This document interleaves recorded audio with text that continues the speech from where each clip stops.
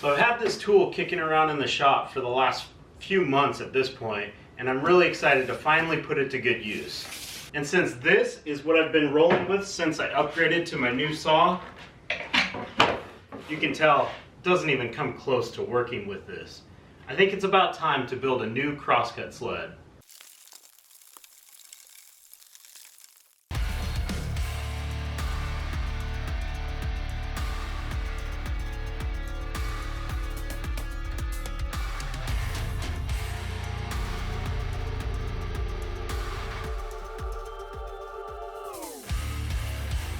Now I've avoided having to build a new crosscut sled because no matter what I do, I can't get the damn thing square. And I've had to correct for that in the past. But with this tool, it should completely take out the guesswork of squaring your fence to your sled, thus easing through one of the most frustrating steps of building a crosscut sled. And this isn't even a one-off tool. I have plans for more jigs and sleds to build in the future. And since this should help me save time in one aspect, I can now put a little more effort into the sled itself. When I saw the release of this tool, I immediately put in my order. There aren't many tools that would actually make me rush to purchase, but seeing that this would take out almost all of the hassle when squaring your sled, I jumped on it. So this will come in handy later, but let's set it aside and get to building. Ideally, you want to start out with a base that is nice and flat. So with this Baltic birch being unusually warped, I already needed to cut a piece from another sheet. Luckily, I have two on hand and I can use this on something else. But dang, already off to a rocky start. Okay, much better. This one even has a slight bow in the middle, but that'll be corrected once I attach the fences. I wasn't totally sure on the size of sled I wanted, but I ended up cutting it to roughly the size of the cast iron on the table saw. Next I needed to measure the stop block I intend to use, and that'll determine the fence height. Speaking of which, this should be one of the first things you do since they need to be laminated and allowed to set up overnight. And there are plenty of ways to make sure your fences glue up nice and straight, but by far the easiest is to clamp them to the table saw fence, a known flat piece for them to reference from. I also bundled both the front and the rear fences together to glue up simultaneously, and placed a barrier of wax paper between just to make sure the squeeze out wouldn't bond them together forever. I threw a few brad nails in just to prevent the pieces from sliding around.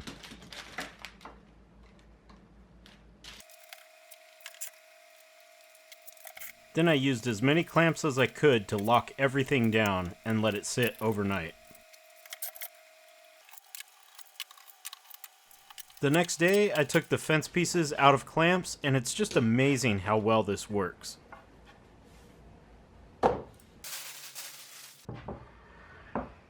I laid them on the table to check for any gaps, and nothing, so I could now get these trimmed down to final dimension.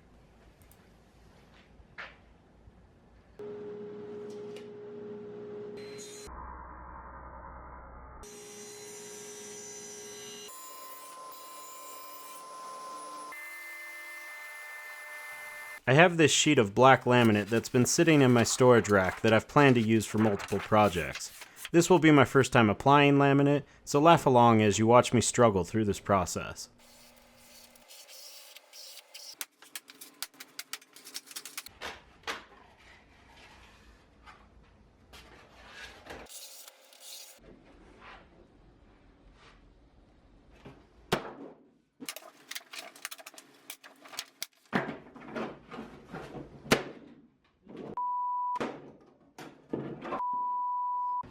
Whew, I would say maybe the hard part is over. From now we just glue everything together, and I'm not going to bore you with the process of this.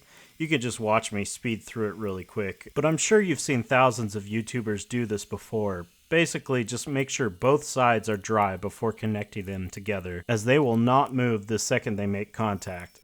I saved the rear fence for last because I have a profile I need to route onto the piece before I can laminate it. I used the combination of my table saw and the bandsaw to remove most of the waste.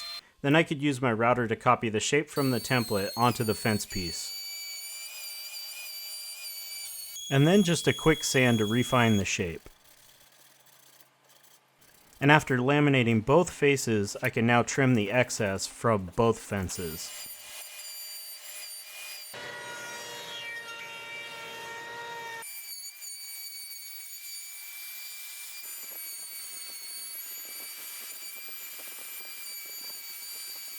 And now that everything is nicely trimmed up, I'm going to add a round over to all four corners of the base.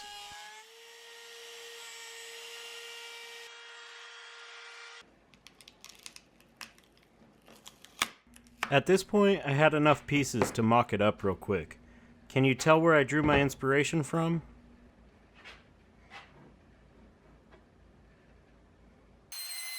I added a small chamfer here just to soften the edges. Then I felt like I was far enough along and a little too excited. I wanted to get the T-track installed in the front fence. This process is simple enough. After a quick setup, I then cut a groove in the top of the front fence. I was careful to make it slightly shallower than the track. This will allow the measuring stick to sit just below the stop block without interfering. Cut it to size and lock it down into the fence. A last look at how the stop block will sit with the fence. You can also see the slight chamfer at the bottom to prevent sawdust from building up at the fence. For the runners, I decided to go with a material that I wouldn't have to worry about changing with the seasons. This is UHMW, and they are cut and perfectly sized for your miter slots. I'll leave a link to these along with everything else down in the description. After using double-sided tape to attach them to the bottom of the sled, I secured everything down with screws.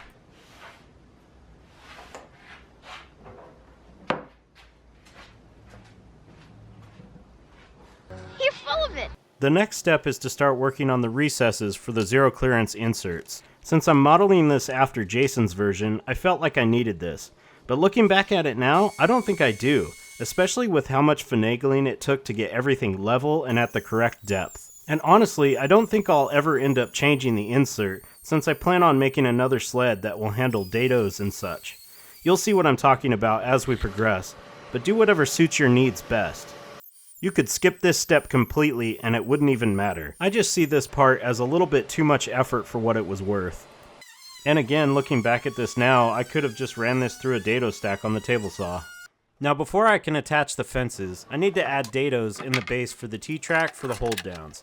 I've never had these in a crosscut sled before, so they will be a helpful addition. And if I end up not using them, we'll just count it as a loss. Similar to the T-tracks everyone was putting in their outfeed tables that probably never ended up getting used. Speaking of that, while I get off topic for just a second, I have a better solution for putting T-track in an assembly table that I want to cover in a future video. So if that sounds like something you'd be interested in, subscribe and hit the bell so you'll be notified when future videos are released. Because who knows, it could be another 4 months until the next video comes out, and a lot can happen between now and then. So best to subscribe just so you know for sure. Now, what was I talking about? Oh yeah, I used tiny number 6 screws to attach the T-track and they pulled right out. So I had to get a little creative with what little material was left between the sled bottom and the T-track. I ended up recessing a nut from the underside to fully lock everything down, and it's much better now. I had to cut the bolts to make sure they wouldn't scrape, and a pair of wire strippers made quick work of that. Just be careful not to take a chunk out of your finger like I did. Now I can tighten everything down and move on to milling the white oak for the zero clearance inserts. Since I used 3/4 material, I planed, and you guessed it, I planed, until I got to my desired thickness of 5/16. And yeah, tripped the breaker a few times as well. Test fit the inserts and everything looked good, but I later realized I hadn't let them rest enough and they cupped quite a bit. So I had to fix that. Maybe one of these days I'll learn to be patient. The inserts for the ends didn't move at all though, so I was good there. I could get them cut and routed to finished shape.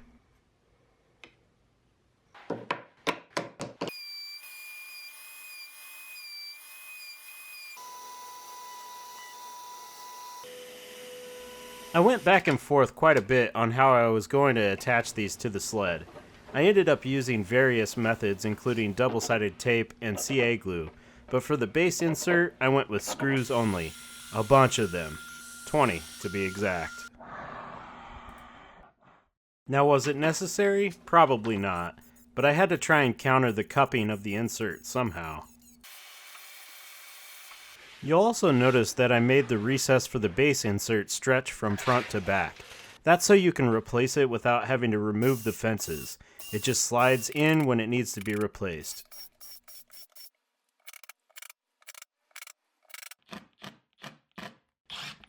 I could now move on to installing the fences. For the rear fence, I drilled a few holes where it would attach. This will be perfectly fine since it's only needed to hold the sled together, not nearly as critical as the front.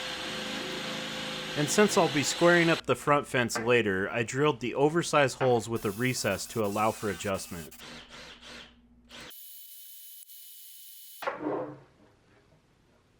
And here I'm just making sure I have an even setback all along the front of the sled.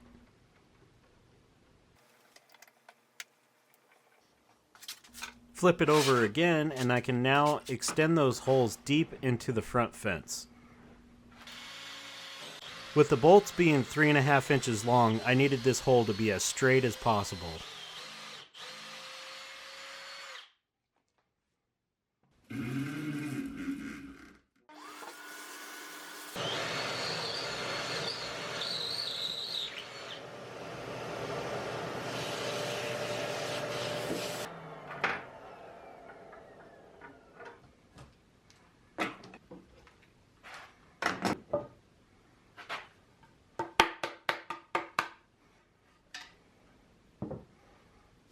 I like to add a bit of CA glue to the insert nuts when installing them.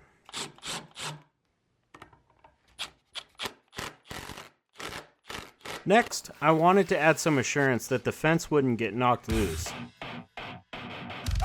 So I decided to add a couple strips of sandpaper to the bottom to add some grip. I don't know how confident I am in this, but it seems like a good idea.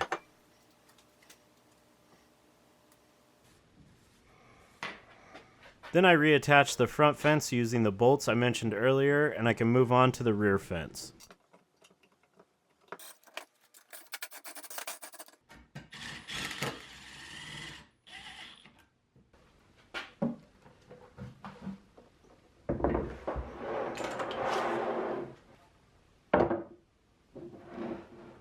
Again, making sure the setback is consistent and then lock it down with screws.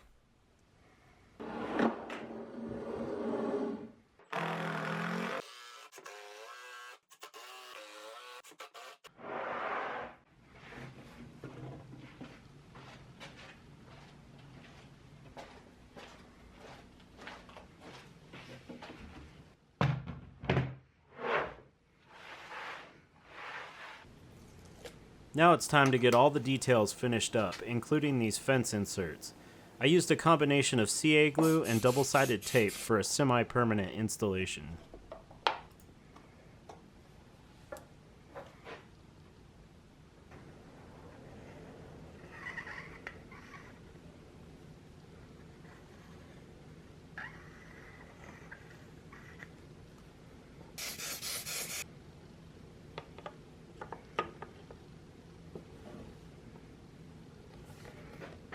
Now we're ready to make the cut, so I raise the blade to its maximum height, and here we go.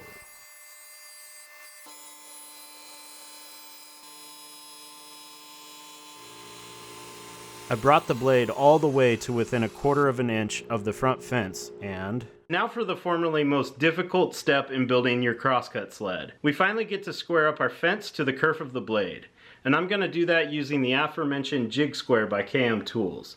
It literally takes 3 steps and you pretty much set it and forget it. And you can see I've loosened the bolts, so I've got some play right there.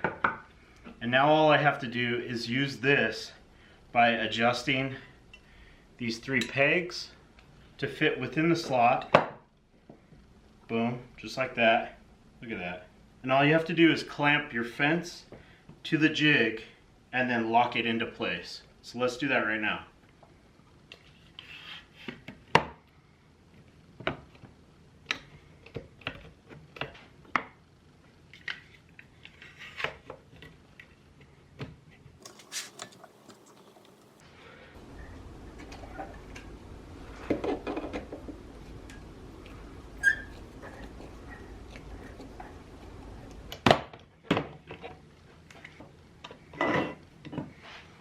And you can go back and check this if you want, but I'm not gonna do any of that because it'll probably drive me even more insane.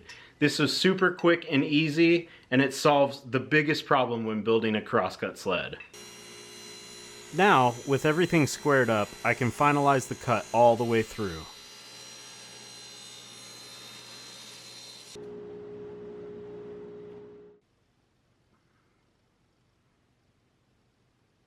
And lastly, I had to add something that's becoming a bit of a signature finishing touch of mine. On the back of the front fence, I decided to add a bit of a reminder of how horrific severed limbs can actually be with this zero clearance insert. Let me know down in the comments if you happen to catch the reference. Now, if you thought we were finished, au contraire, my friends. I wanted to upgrade the stop block slightly by adding some glide material on the back that slides against the fence. This will help keep it from marring the surface of the sled. I made sure to only attach it to the inside face and not the top, since you still want the grip when locking it down.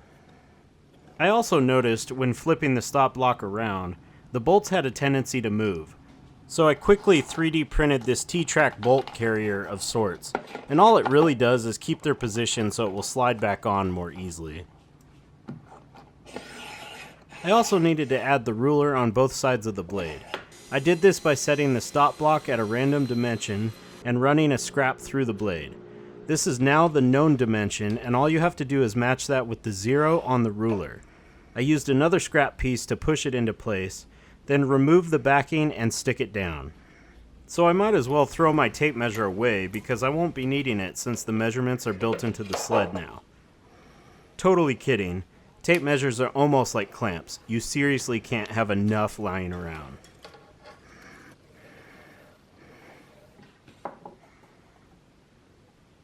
Finally, I added a few accessories to help finish this sled off. I went with a pair of Incra hold downs because I can't stray away from the overall red, black, and birch color scheme. They just look so good together. And I know what some of you are probably thinking, does it even really matter? It's a freaking crosscut sled. And to that, I would say yes. I tend to overbuild things, and this is no exception. This toggle clamp was a last-minute addition, and it will definitely come in handy when working with smaller pieces. That is, until I build a small parts sled. I'm gonna get some use out of that Jig Square one way or another. So, what do you think? Maybe the world's second nicest crosscut sled? Man, it was quite the effort, but the Jig Square definitely helped simplify the process. And I'm happy to finally have a nice solid sled that'll serve me well over the years. Also, this is only one sled of at least 3 that I plan to make with the Jig Square, along with a litany of other things. So subscribe so you won't miss out. But if you want to see how I made this insane clamp rack with all the features, watch this video right here. But that's all I got for this one. Thanks for watching, everyone. I'll see you in the next video.